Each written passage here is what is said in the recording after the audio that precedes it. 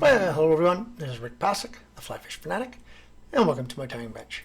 Today we'll be tying probably my top 5 go-to river patterns, and it's just a little Perdigon. Now I'm going to tie it a little bigger than I usually do just for the camera sakes, but I tie these usually in a 12, 14, 16, but this time I'm going to be tying them in a size 10. Just like I said, just for camera sakes, but you'll get the gist of it. So like I said, probably 5 times out of 5 times out of 10, I'll tie this one on first in the rivers. So okay, so we're going to start today with a Ahrex FW550 Jig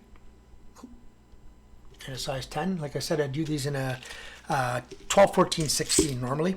I've got a oversized black jig bead.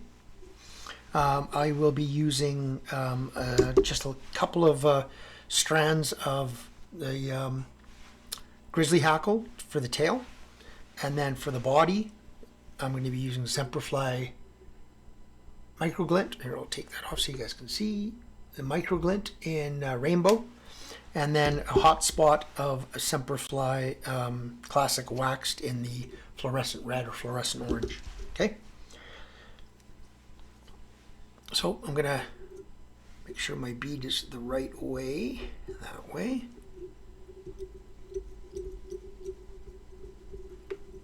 Just get this started. Not too concerned about the bead at the moment anyway, but it can always get turned at the end, like in the next step. But so now I'm just going to take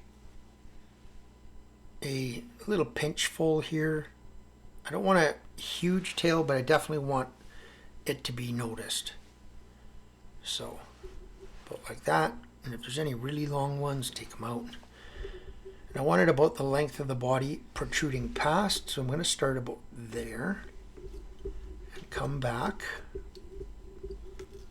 to about there.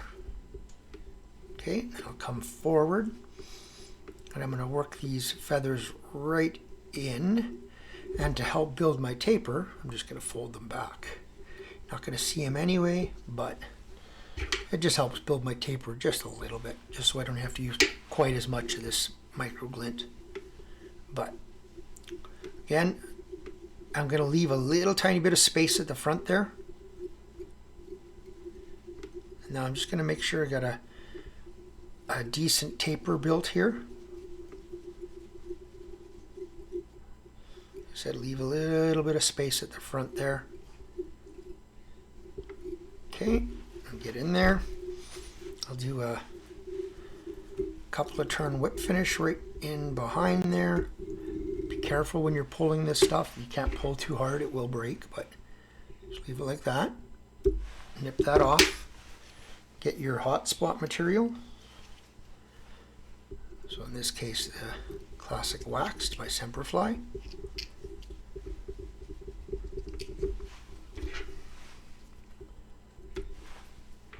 Again, that bead is good.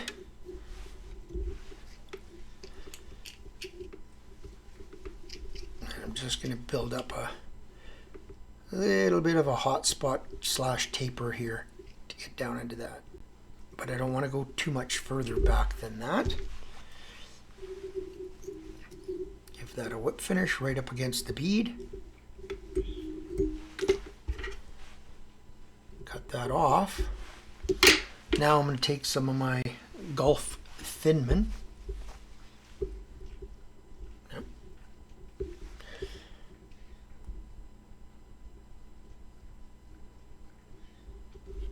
Just a little bit on top, a little squeeze on the bottom.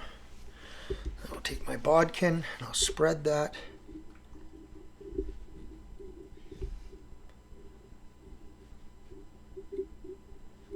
Spread that all the way around. And zap it with your UV light.